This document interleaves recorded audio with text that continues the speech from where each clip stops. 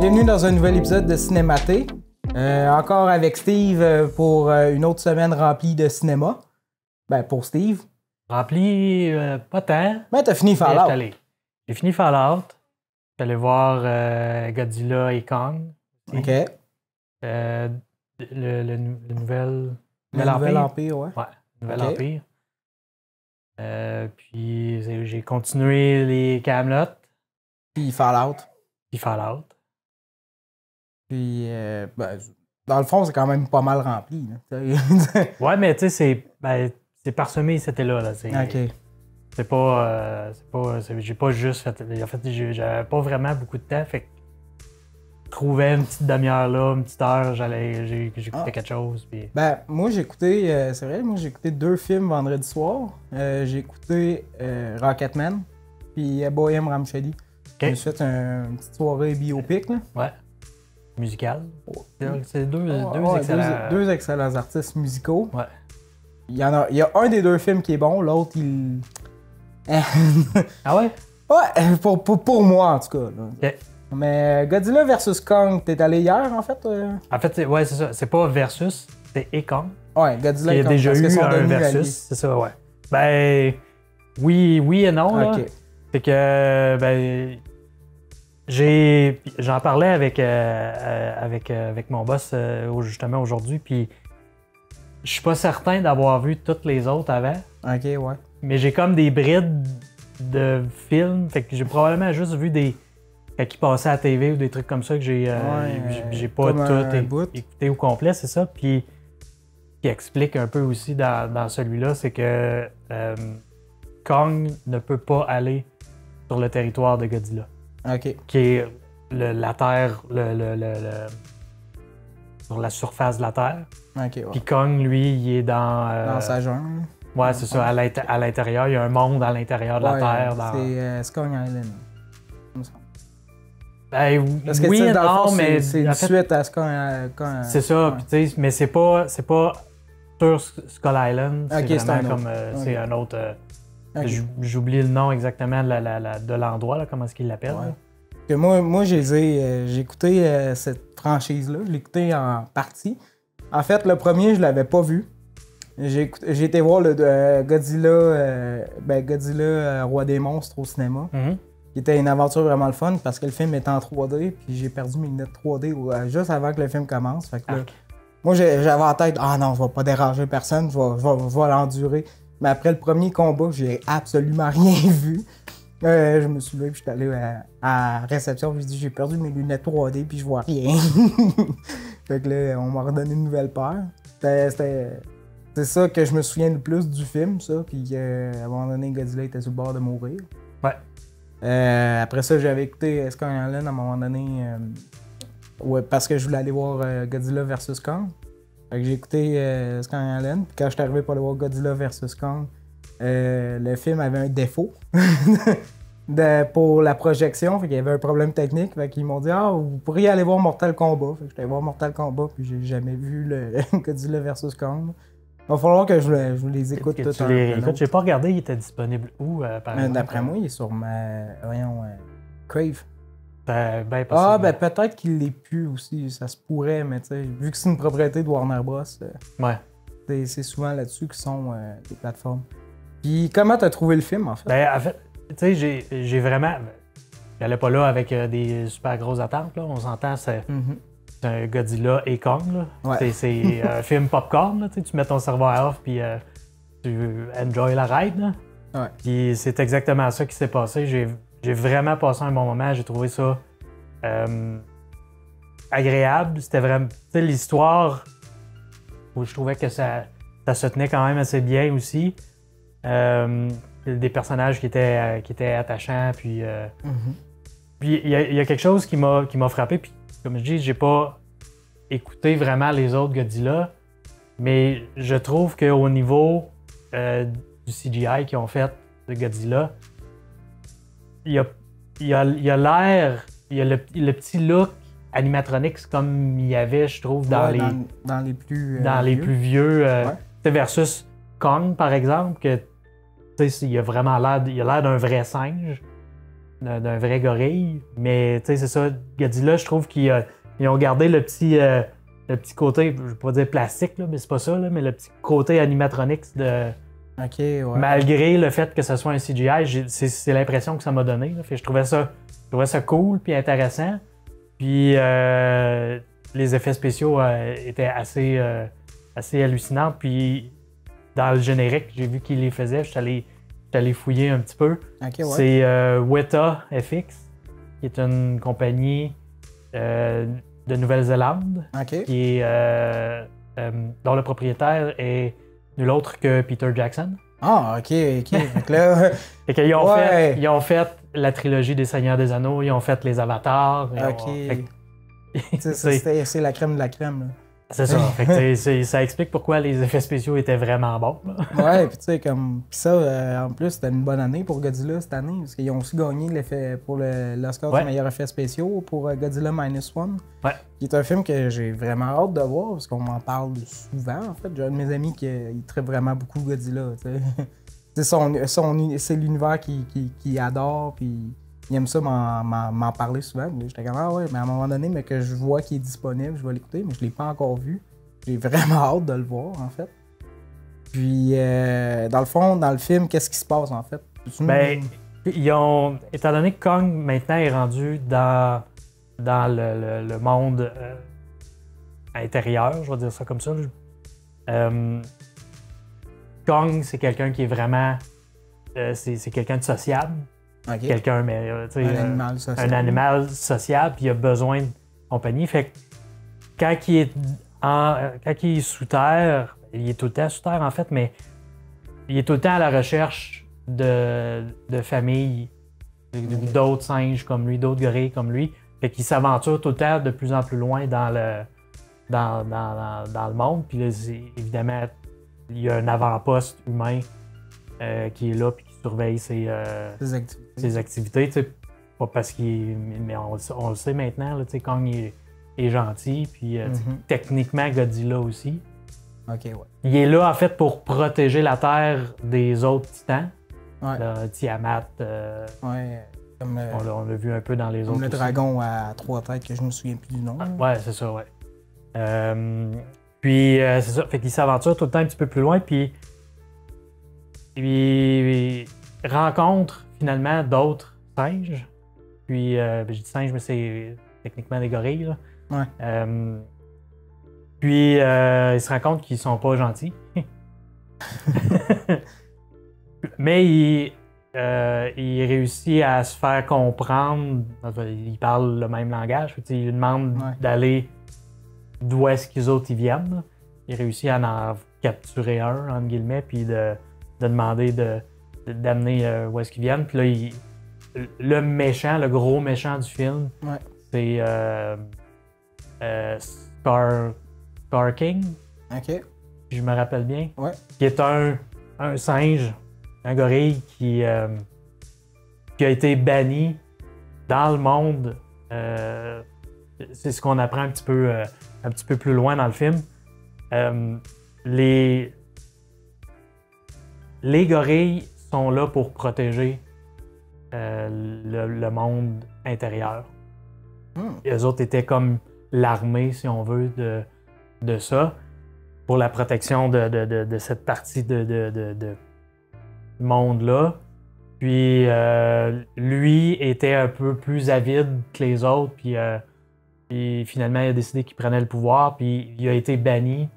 Fait que dans une portion de ce monde-là, où ce que c'est de la lave, puis c'est un peu l'enfer, là. C'est un peu ça qu'il représente, comme dans plusieurs films. Oui. Fait que c'est ça, il a été banni là, puis finalement, ben, c'est là qu'il se rend, puis je veux pas trop spoiler. Malgré que je suis quasiment un mois après la sortie, là, tu sais, je veux pas... c'est vrai que ça fait... Ouais, c'est vrai. Je suis pas mal dans les dernières semaines qui étaient au cinéma, là, mais... Ouais.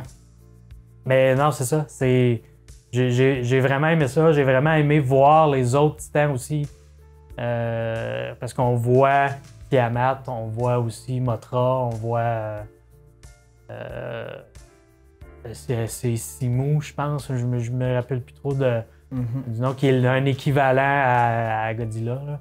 Okay. Mais non, c'était vraiment bien. Comme je disais, niveau effets spéciaux, c'était là. Petit attachement, certains personnages que j'ai trouvé vraiment intéressants aussi. Puis qu'on comprend un petit peu plus d'où elle vient. En fait, c'est la fille de la scientifique adoptive. Ce qu'elle a adopté, c'est la dernière survivante de Skull Island, du peuple qui vivait sur Skull Island. Elle l'a adopté parce qu'elle avait 10 ou 12 ans peut-être, qu'elle l'a adopté. C'est un film à recommander? Moi, j'ai vraiment aimé ça. Malgré que j'ai pas vu les autres entièrement avant, fait que j'avais un manque historique, mettons, de suivi de personnages dans la franchise, mais sinon, j'ai vraiment passé un bon moment. C'était pas comme mettons, un nouveau Marvel, puis que t'étais à jour sur toutes les sorties qu'il y avait. Là, non, c'est ça. Ben, bon, c'est ce qui conclut pour Kong et Godzilla. Fait que sinon, on peut rapidement revenir à Fallout. Pas trop longtemps. On peut juste revenir un peu. Fait que tu l'as fini? Fallout? Ouais. Oui. Comment t'as aimé ça? Écoute, c'est à surveiller dans les prochains galas parce que ça va ramasser bien des prix, je pense. Oui. Je suis pas mal sûr que... Wow. Ouais. Il y a ça qu'on a terminé que fallait que je m'arrête pour pas toutes les clencher parce que je travaille le lendemain. Oui. T'as-tu remarqué sur Amazon Prime, il y a des petits bonus, là, que c'est comme des petites vidéos de comment survivre à l'apocalypse. Ah non, j'ai pas vu. C'est des petites vidéos animées avec un gars qui t'explique avec une voix par-dessus. Genre comme ah ouais, ben tu sais, pour survivre à un abri, il faut pas que tu apportes trop de stock sur toi. Mais tu sais, c'est des didactiels du jeu, en fait. Ils ont comme refait un peu pour la série, pour l'univers. Okay. C'est à regarder. Mais en tout cas, on parlera pas trop longtemps de Fallout parce qu'on a un épisode complet là-dessus la semaine dernière. Ouais. Mais sinon, aussi, j'ai fini Shogun. Ah, ok, oui. Ça aussi, ça va être une série vraiment à surveiller.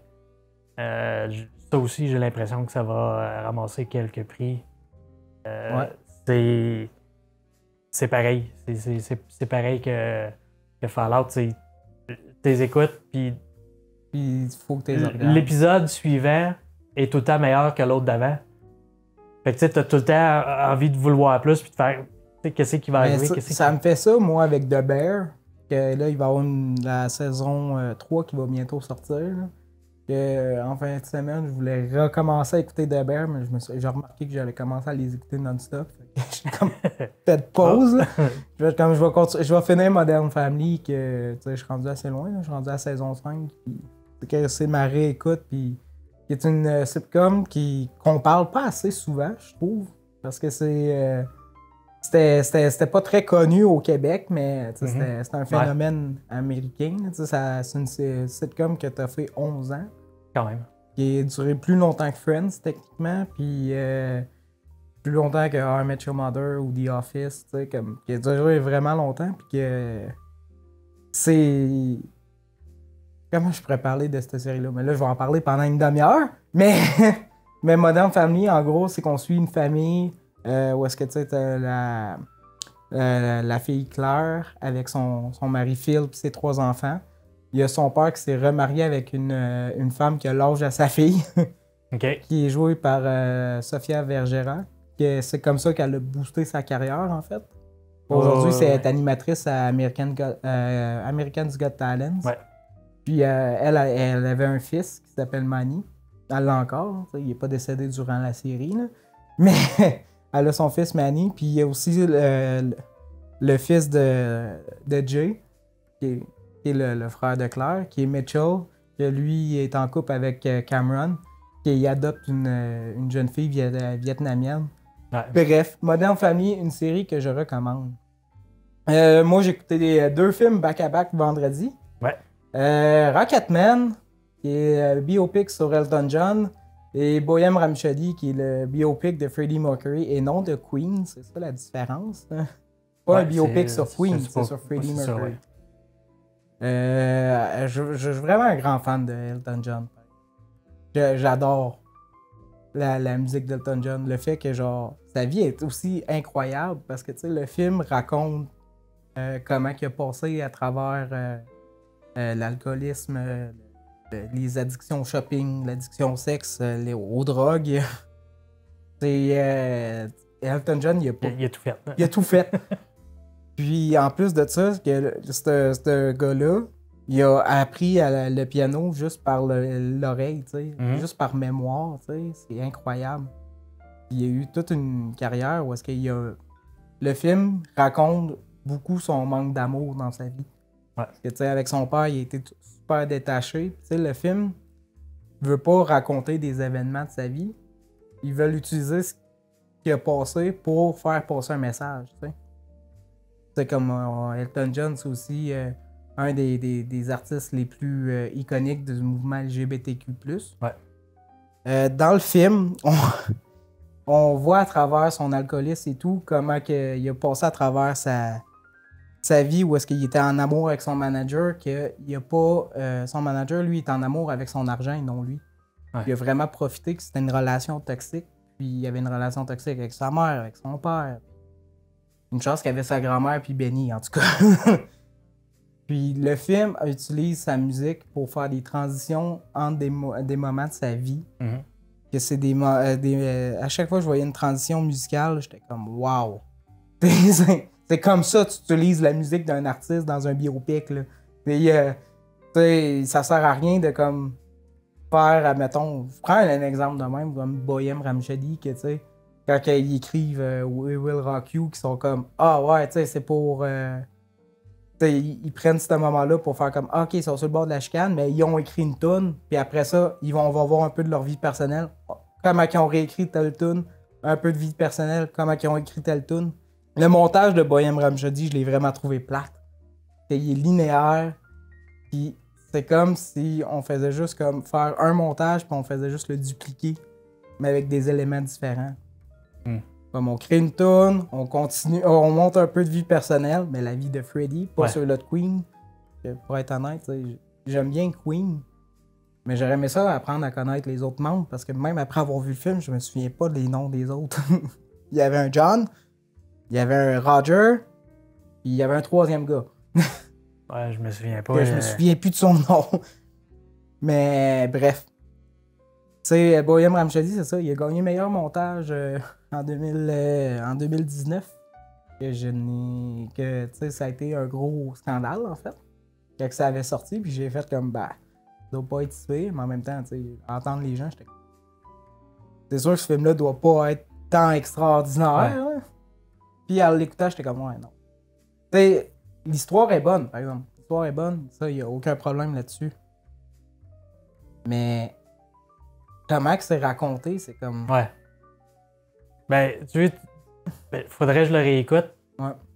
Parce que ça fait quand même, je l'ai vu à sa sortie. Ouais, ça fait quand même... 6 ans. Ça fait quand même un petit bout, fait qu'il faudrait que je le réécoute pour voir, mais la façon dont t'en parles, ça me fait exactement penser à ce que j'ai vécu dans Napoléon. Ouais, faut vraiment que j'écoute Napoléon, là, t'es en train de me dire. J'ai un ami qui l'a écouté, puis il a trouvé ça plate. Lui aussi, il comprenait pas, tu sais. Mais... Il est quand même plus féru d'histoire que moi, fait que il connaissait les moments clés de Napoléon, puis il comprend que Napoléon, c'est 25 ans, là, sa vie, c'est sur 25 ans, fait que tu peux pas juste faire 5 ans de sa vie sans parler du reste. Il faut vraiment que tu fasses tout au complet. Fait que, il comprend la difficulté qu'il va peut-être avoir à couvrir tout, mais de la façon que ça se passe d'une scène à l'autre, d'un événement à l'autre, des fois, tu as un gap de 5 ans, puis tu n'as aucune idée de où est-ce qu'ils sont. Il n'y a pas de mise en contexte dans la scène d'après, dans ce que tu commences. C'est ça. Puis... Mais le pourquoi j'ai écouté Bohemian Rhapsody puis Rocketman, c'est parce que c'est la réalisation, c'est le même gars, en fait. Ben, Pas selon les crédits. Selon les crédits, c'est Bryan Singer, le gars qui a fait X-Men, Usual Suspect. Puis, L'autre gars de Queen que tu cherchais, c'était Brian. Brian, c'est ça. C'est vrai. Parce que tu le dis, ça vient. Oui, c'est vrai, c'est Brian qui s'appelle. Ouais, c'est ça. Ouais. Ben, c'est ça. C'était Bryan Singer. Il a fait un film sur Brian. Un des membres de Queen. Mais c'est ça. Lui, il a réalisé le film, puis rendu dans le milieu du tournage, il s'est fait mettre dehors. De ce que j'ai compris, il était pas correct avec l'équipe de tournage. Puis aussi, c'est dans la période que MeToo était dans le haut de la vague. En même temps, ça se peut que ce soit pas ça, puis que ce soit autre chose, mais aujourd'hui, on le voit plus, ce gars-là. Fait que, ouais, c'est ça. d'après moi, ça se peut que ce soit... Puis, ouais. Ouais. Fait qu'il a été remplacé par Dexter... voyons, Fletch... Voyons... Le nom est écrit ici. Le réalisateur de Rocketman. Quand il est allé, il était en train de travailler sur Rocketman. En fait, parce qu'au début, c'était lui qui était censé faire le biopic sur Freddie Mercury. Puis, le producteur de Marv Production, qui est Matthew Vaughn, qui est le réalisateur de Kick-Ass, Kingsman. Ben, oui, il a réalisé Kingsman, mais il a aussi produit. Il a produit Rocketman. Puis il a dit, vas-y, va travailler sur Bohemian Rhapsody. Puis viens, fais tes erreurs là. Puis en revenant sur Rocketman, t'en feras pas. Ouais. Fait que là, ben, tu sais, en allant travailler là, il a comme été un peu, pas comme espion, mais tu sais, comme, il a mis son travail, il a voulu mettre un peu plus sa vision, mais le film a comme un peu refusé de mettre plusieurs éléments qu'il lui trouvait importants pour parler d'homosexualité. Puis là, ben c'est ça, en revenant dans Rocketman, ben tu sais, eux autres, ils ont fait comme... C'est produit, premièrement, Rocketman, c'est produit par Elton John. Fait qu'Elton John, il est comme, bah, vas-y. Puis Marv, qui est, lui, il est très, très... Matthew Vaughn, qui est très ouvert à tout ce qui est créatif. Fait que lui, il est comme fait, oh, vas-y. Vas-y. Fais juste pas les erreurs de Bohemian Rhapsody. Fait que c'est pour ça que le film, dans son montage, est beaucoup plus dynamique quand c'est le temps de faire des transitions à travers sa vie. Puis tout ce que j'aimais, c'est que dans Rocketman et dans Bohemian Rhapsody, il y a le producteur de Elton John qui joue dans les deux films. Genre le personnage revient dans les deux films, parce qu'il a produit aussi une partie. Ouais. Puis ce que j'ai trouvé intéressant, c'est que c'était pas le même acteur. Que dans Rocketman, c'est l'acteur qui joue Icarus dans Eternals. Ouais. Puis dans Bohemian Rhapsody, j'ai aucune idée. C'est Alan. Son nom est écrit ici encore. C'est la même personne dans la vraie vie, mais pas le même acteur. Deux acteurs différents. Puis il y a deux visions différentes. Parce que dans Rocketman, c'est pas tout le temps un bon gars. Fait que nouvelle Marvel. Nouvelle Marvel avec le petit peu de temps. Il y en a un petit peu moins cette semaine. Donc, nouvelle Marvel, si on tourne une émission par semaine, fait qu'on recule de plus ou moins une semaine. Ouais. Sydney Sweeney, qui jouait dans Madame Web, qui rejoindrait le MCU. Elle jouerait Black Cat. Mais elle l'avait pas déjà fait. Non, mais pas l'univers Marvel Sony, le MCU. Le vrai. Ouais. Sony, en tout cas, c'est ça. Sinon, j'essaie de... oui, ben on a Daredevil qui officiellement va... le film Daredevil avec Ben Affleck et Jennifer Garner qui faisait Elektra va être sur Disney+, le 1er mai. Oh! Fait que, ça va être intéressant de réécouter ça avec Daredevil. Ben oui, et je pense qu'on ramène un peu des éléments. Je pense qu'il y a des affaires qui s'en reviennent parce qu'il y a des affaires qui vont arriver dans Deadpool. Écoute, il n'y a personne qui veut avoir Ben Affleck en Daredevil. Je suis désolé, là, mais... Deadpool, il y a plein de rumeurs sur Deadpool.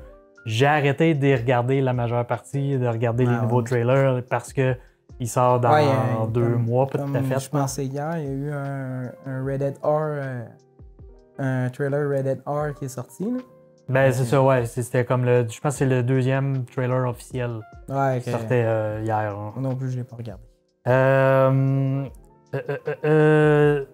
Norrin Rad, qui va apparaître dans les Fantastic Four, à côté de Julia Garner qui faisait Shalabal, on avait déjà parlé.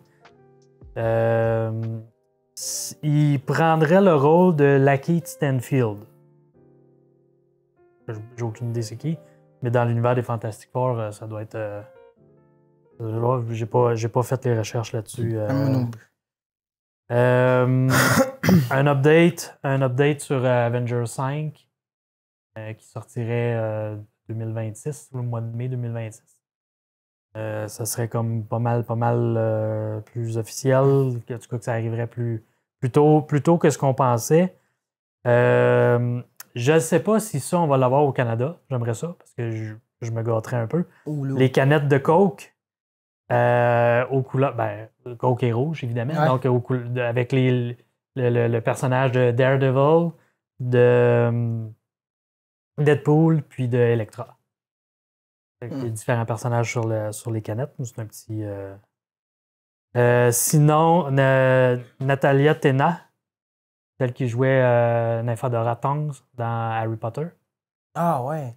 Qui jouerait, ouais. Qui apparaîtrait dans un variant du X-23 dans Deadpool. OK. D'autres petites rumeurs. X-23, c'était bien la fille de... Ouais. OK, cool. C'est ça, ouais. Daphne Keane, qu'on a vu dans Logan. Ouais. C'est ça. Blade devrait officiellement sortir de la tourmente parce que le script est cané, est terminé. Ils ont les versions finales, évidemment, au tournage, il peut ajuster quelques petites affaires, mais le script serait terminé et on pourrait aller de l'avant vers quelque chose. C'est ça, au moins vers les tournages. Ouais. Commencer quelque chose. Moi, il avait déjà commencé, en tout cas, ils ont reparti à zéro, ça c'est une autre histoire. Des rumeurs justement sur Avengers 5 que le directeur pourrait être Chad Stahelski, qui a réalisé les John Wick. Donc ça pourrait donner des scènes d'action assez intéressantes. Attends, c'est quoi son nom? Chad Stahelski. OK. Qui a réalisé entre autres les John Wick. Là. Ah, je pensais que c'était... le gars qui a fait Deadpool 2. Je sais pas, peut-être. Peut-être que lui a fait le dernier. Ouais. Ben, ouais. Non, peut-être. Non, pas pantoute, parce que John Wick, c'était un peu plus sérieux, c'est pas comédie. Mais le Bullet Train, en fait. J'avais ce réalisateur-là dans la tête, mais... Ouais. Qui avait fait John Wick, mais... Claude Gregg, qui est l'acteur qui jouait Coulson. OK, oui. Dans Agent of S.H.I.E.L.D. et dans les premiers films de Marvel. Là. Ouais. Aurait un petit teaser sur un potentiel retour comme dans le multivers. Là. Ouais.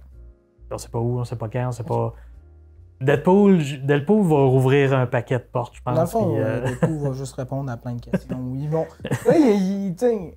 Moi, d'après moi, ce qui va arriver, c'est que dès que Deadpool sort, il va y avoir genre 20 000 nouvelles qui vont sortir d'un coup.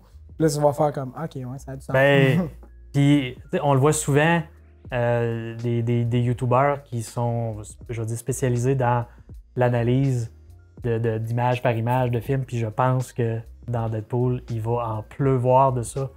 Ils vont juste. Ça fait référence à telle affaire. Ça fait référence. Fait qu'on va en voir vraiment, mais vraiment beaucoup. Ça serait pas mal ça. J'avais quelque chose sur les X-Men aussi, mais le film X-Men. Ah oui, c'est ça. Les deux réalisateurs de la série X-Men. Ouais. Pas Beau DeMaio, mais il y en a deux autres là, qui. Je pense que Beau DeMaio est le directeur, puis les autres sont plus réalisateurs. Seraient partants pour s'occuper du film de X-Men en live action. Est-ce que ça va se faire ou pas? Mais ils ont signifié leur intérêt à aller vers un film live action. Bon, ben c'est déjà la fin de cette émission. Encore. On n'a pas encore eu le temps de parler d'Harry Potter, mais la semaine prochaine, on va attaquer la Chambre des secrets. Le premier, c'est l'École des sorciers. Ouais, direct ça. On va commencer par l'École des sorciers la semaine prochaine. Merci à vous d'avoir été là, puis on se dit à la semaine prochaine. Bye! Bye!